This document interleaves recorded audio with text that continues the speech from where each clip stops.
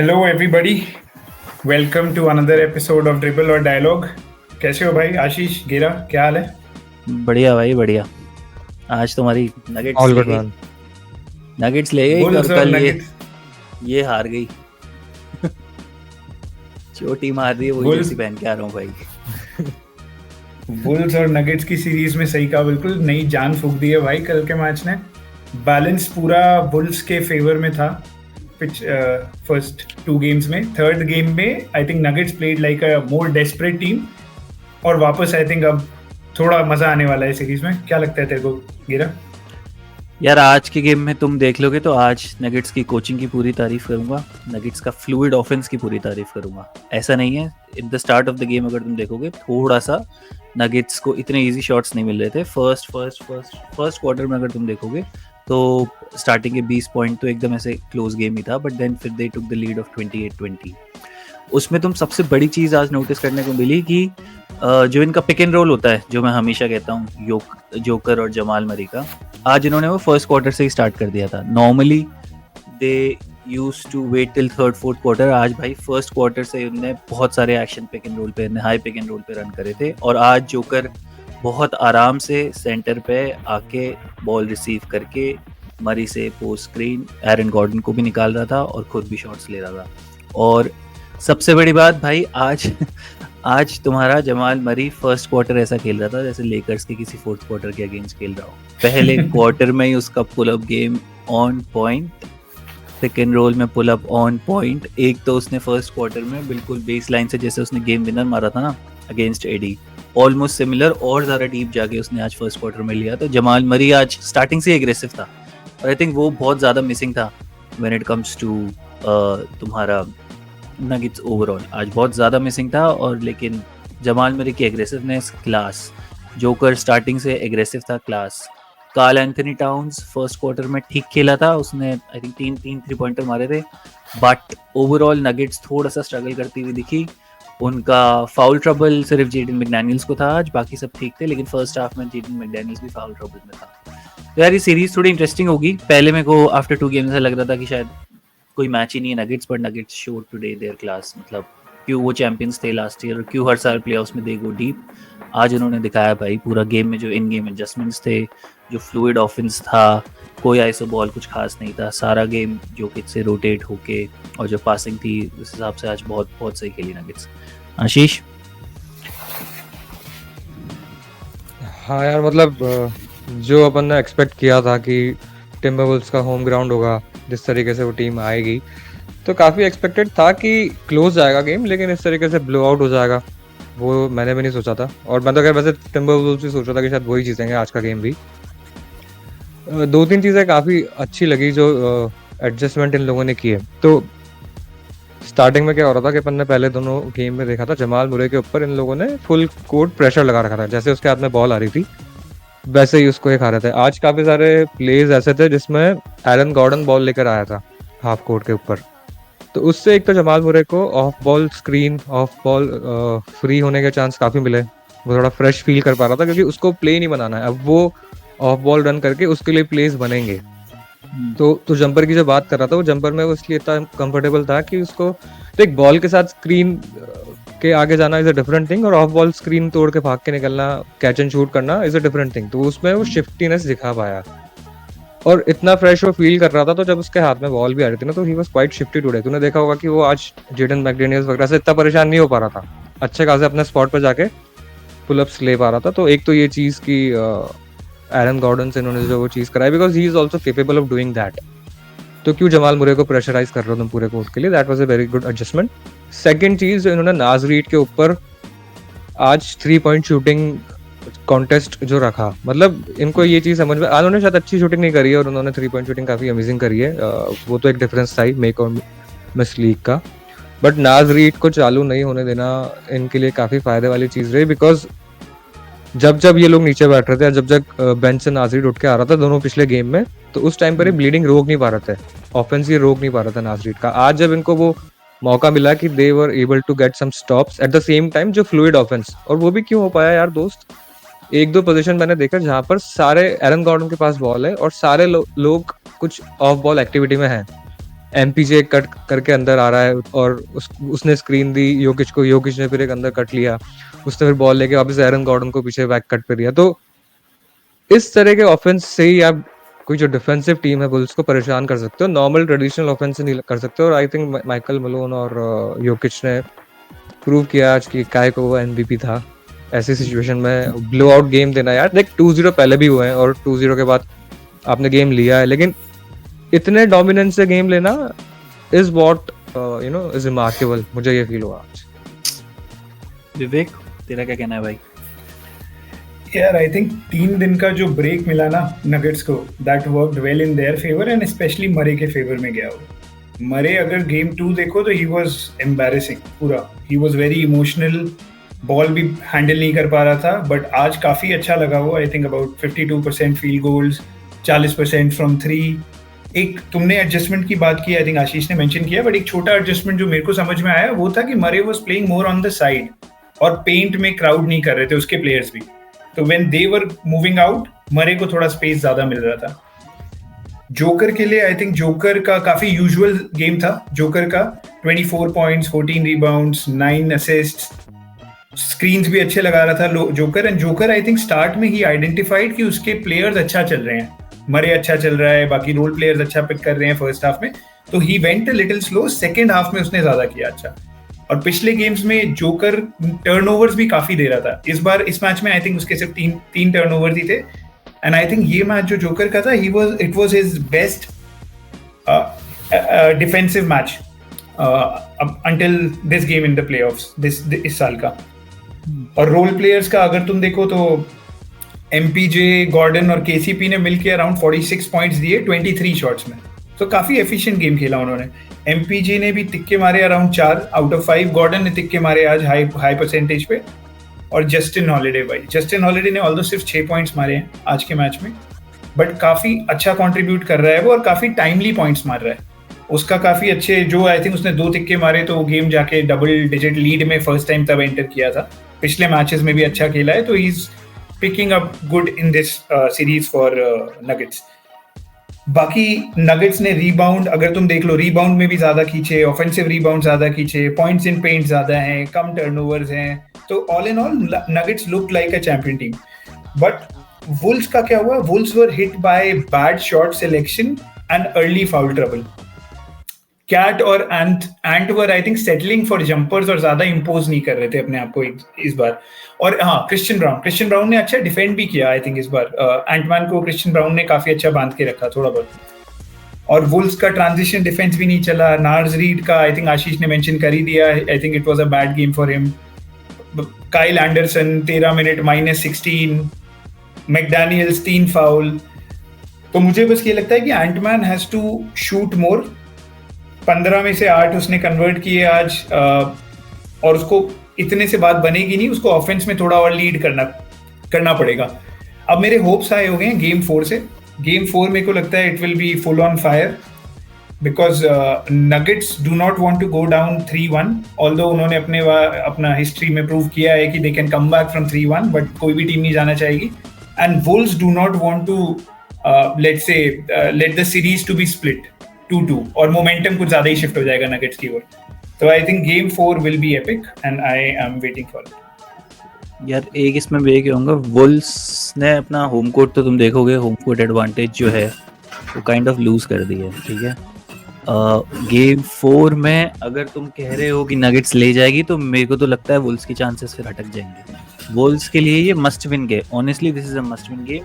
आपने 2 गेम हरा दिए नगेट्स को नगेट्स के होम पे, now it is going to be really tough to get 2 out of the next 3 Nuggets home पे है, तो वुल्स के लिए तो I think it's a must win game. और दूसरी बात मैं ये भी कहूँगा यार कि कैट फिर आज थोड़ा मतलब he was firing in the first quarter, 3 of 3 था वो, लेकिन अगेन एग्रेसिवनेस नहीं है यार। 7 फील्ड गोल अटेम्प्ट से तुम्हारा काम नहीं बनेगा, थोड़ा सा तुमको you will have to be more assertive. आज फिर तुम देखोगे he was settling for the 3, थोड़ा अंदर बैक डाउन करता, थोड़ा उनके डिफेंस को थोड़ा तो उनसे काम करवाता, वही फिर उसका वही स्टार्ट हो गया। आज फर्स्ट क्वार्टर में उसके 2-3 पड़े and then he was settling down, he was okay कि हाँ भाई I am shooting okay. He has to be more aggressive. अगर कैट अंदर घुसेगा ना, अगर कैट अंदर घुस के खेलेगा तो थोड़ा फाउल ट्रबल का भी तो यार वो बना सकता है ना सीन। किसी को जोकर को फाउल ट्रबल में लेके आए, एरन गॉर्डन को फाउल ट्रबल में लेके आए, या किसी प्लेयर को थोड़ा तो करे ना कि थोड़ी तो चैलेंजेस हो इंटरनली उनको डिफेंड करने के लिए, then you can kick out to Ant Man या किसी और को, नाज रीड या किसी और को किक करे, but he was also settling hard. वो भी मुझे एक थोड़ा लगा वुल्स में that they have to improve going forward. जैसे कि एक यंग टीम है ओकेसी की तरह, तो इन्होंने इस प्लेऑफ में पहली बार ये है जो कि हारे हैं, और वो भी अपने होम कोर्ट पे। तो अगर ये इस प्रेशर को नेविगेट कर पाएंगे, बिकॉज अब मुझे लगता है कि डेनवर नगेट्स ने बता दिया है कि we can win and we can win with dominance as well. तो गेम 4 पे भी अगर ये गेम नहीं निकाल पाया, it again comes to the culture की, और लीडरशिप मुझे लगता है यहाँ पर एंटमैन की अपने को दिखेगी, because after the game as well he was telling to his teammates कि it's a series, it's only one game, it's a series. तो ये जो मेंटल एटीट्यूड रहेगा आने वाले इस नेक्स्ट गेम में, वो काफी इंपॉर्टेंट है यंग टीम के लिए, इसके लिए। मेरा बस एक पॉइंट है इस पे, I think nuggets took the first punch today in the start of the match. Physically, mentally, psychologically, they were better. And I think Gira ne kaha ki it's a must win for Wolves. I think it's a must win for both the teams. So, अब देखते हैं क्या होता है game 4 में, but I think it will be an epic battle.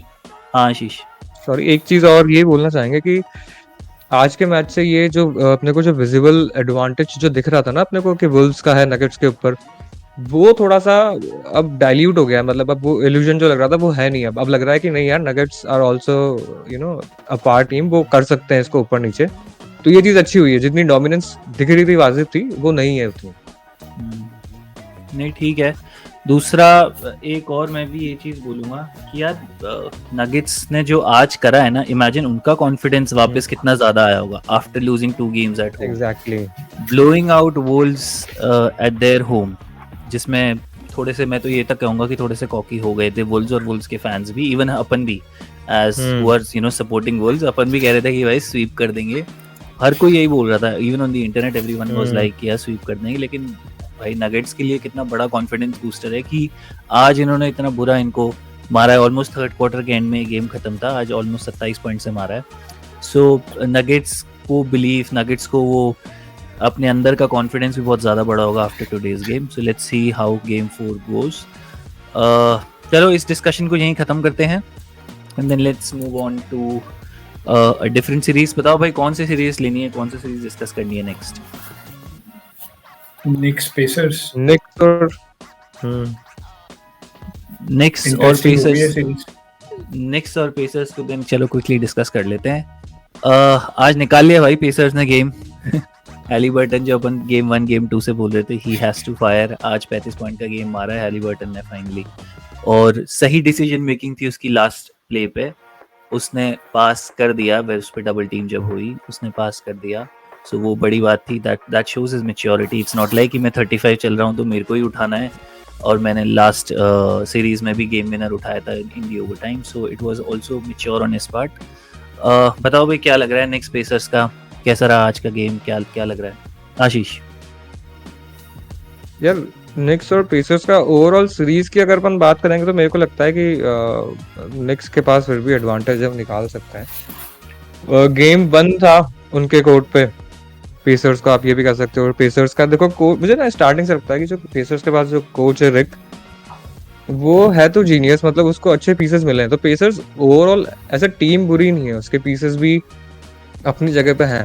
Tyrese Halliburton है, वो एक ट्रेडिशनल पॉइंट गार्ड है, फिर उनके पास एक 4 पे अमेजिंग प्लेयर है पास्कल सियाकम, और ट्रेडिशनल सेंटर भी है।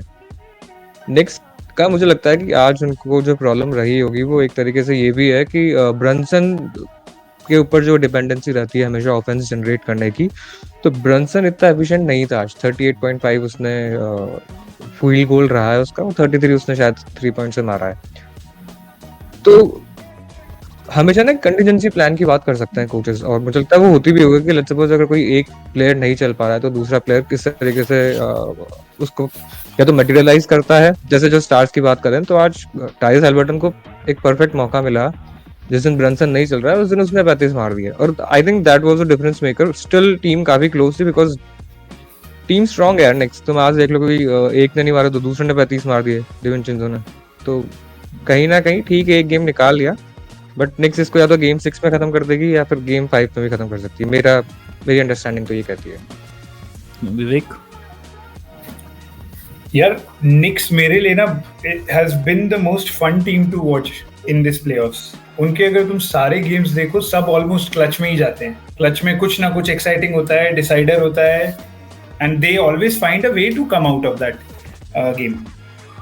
ब्रंसन का अगर आज देखो, I think he had the worst game of playoffs this season.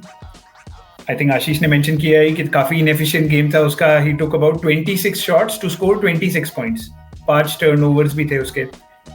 Having said that, DiVincenzo ने I think he turned a big 35 points मार दिए उसने, जिसमें से उसके आई थिंक 7 तिक्के थे, 7 आउट ऑफ 11 थ्रीज। बट डिविंचेंजो ने भी एंड में आई थिंक वो one thing will frustrate him is that one blunder that उसने किया, जो सियाकम का शॉट जो मिस हो रहा था उसने गोल टेंट कर दिया। That give an entry point to Pacers to come back to the game in the game. Knicks लेकिन अभी थोड़ी सी, although Knicks has always adjusted well to injuries, but अभी जो उनको इंजरीज हो रही है ना, थोड़ा ट्रबल दे सकती हैं इस सीरीज में। ओजी अनुनोबी आई थिंक बाहर हो गया है for at least 2-3 games if not more. Hamstring strain हुआ है उसको। Mitchell Robinson is out for 6 to 8 weeks। Although Alec Burks ने आज आके ही turned up, he played about 21 minutes और उसने उसमें 14 पॉइंट मार दिए। तो वही जो आशीष कह रहा था, कोई ना कोई, it's a perfect team play for Knicks, कोई ना कोई आके कॉन्ट्रीब्यूट कर ही देता है। हार्ट के लिए हमने जितनी बातें की हैं कम है। Hart was again a beast on the rebounds. I think उसने आज 18 रिबाउंड्स खींचे, so he has been an rebounding machine. Knicks is a very fun and a gritty team to watch, तो है उनके चांसेस। बट अगर अब मैं pacers की बात करूं तो पेसर्स ने एक छोटा एडजस्टमेंट किया। आई थिंक आज ब्रंसन को गार्ड कर रहा था नीस्मिथ, so which was I think which worked well in their favor। उसने ब्रंसन को काफी ट्रबल किया डिफेंस पे। Haliburton has been good in the last 2 games। तूने कवर किया ही, गेरा मेंशन किया ही, एक्सप्लोजन इज बैक। उसका क्वालिटी पासेस भी दे रहा है वो, उसने he is making the right calls, quality shots ले रहा है both from 3 ball and also when he is driving into the paint. Double teams भी ड्रॉ कर रहा है, उसकी टीम भी उसको अच्छा सपोर्ट कर रही है। Turner again playing well. So मुझे लगता है कि गेम अच्छा होगा, बट मैं कहीं ना कहीं I am more inclined with what Ashish said कि Knicks will find a way out, क्योंकि यही उनके साथ होता हुआ आया है पूरे प्लेऑफ्स पर।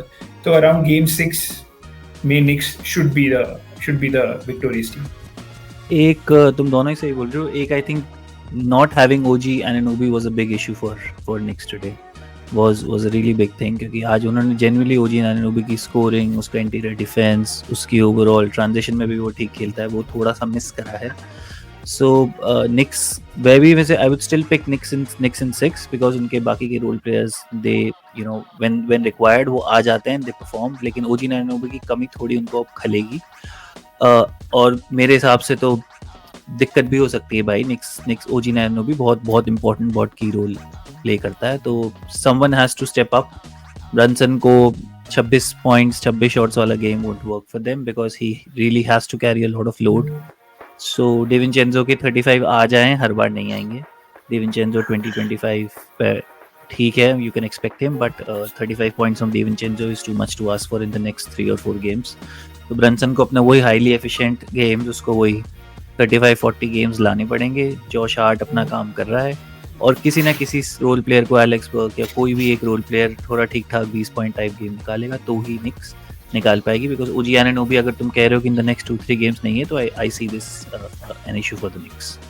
खैर ठीक है, एनी कोई अभी भी वही है तुम्हारा निक्स एंड 6 या कुछ चेंज कर रहे हो? हाँ आशीष, एक चीज ये भी है यार कि जैसे अपन ने बात करी एग्रेसिव होने की, तो निक्स की कोई शूटिंग बुरी नहीं थी आज। मतलब तो अगर निक्स का देखेगा 3 point परसेंटेज, तो ऑलमोस्ट 51% उन्होंने शॉट्स लिए हैं आज। तो इसमें ये है ना, जो डिविंचेंजो ने जो 7 मारे हैं, तो वो अब उसने सिर्फ एक गेम में नहीं किया, वो इस रेगुलर सीजन में 3rd नंबर पे है in terms of 3 points made, like just after लूका डोंचिच। उसके 284 हैं, इसके 283 हैं।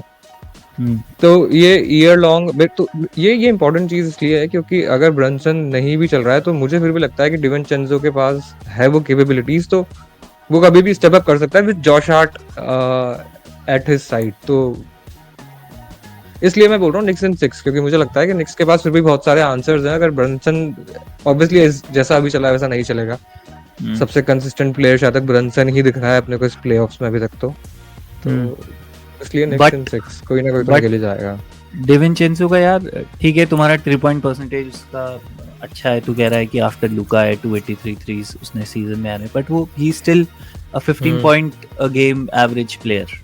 You can not expect him to perform 30-35 every now and then. वो 15 को 20 कर देगा, 22-25 कर देगा, बट 35 पॉइंट्स वाले गेम उसके ज़्यादा नहीं मिलेंगे. तो ब्रंसन को अपने उसी फॉर्म पे आना ही पड़ेगा. मतलब Brunson has to get 35-40 on an efficient shooting night. It's not like कि वो 40 के लिए 35 शॉट उठाएगा. He has to be more efficient. So Brunson की अपन ने पहले भी बात करी है, डिपेंड तो करती ही है ऑफेंस पे. ब्रंसन डजंट फायर, फिर कोई एक्सेप्शनल खेले तो बात है. वैसे देखा जाए तो अगर the kind of game Brunson had today, Knicks आराम से निक्स क्लोज भी नहीं होनी चाहिए थी. जो 18 सेकंड टाई गेम था ना, आई वुड से कि निक्स फिर भी क्लोज थी बिकॉज ऑफ डिविंचेंजो. वो नॉर्मली ज्यादा तुमको देखने का मिलेगा नहीं. अगर ब्रंसन की ऐसी ऑफ शूटिंग नाइट रहेगी तो निक्स 10-12 पॉइंट से पिलेगी आराम से. क्लोज नहीं रहेंगे वो. पेसर्स की टीम इतनी, मतलब Pacers is a well balanced team, और well oiled well machine team है. सियाकम सब ठीक खेल लेते हैं, तो थोड़ा सा सीन इनका रहेगा. है ठीक है, करते हैं इस डिस्कशन को खत्म. Any points to add in this series, वरना let's move on to a different discussion.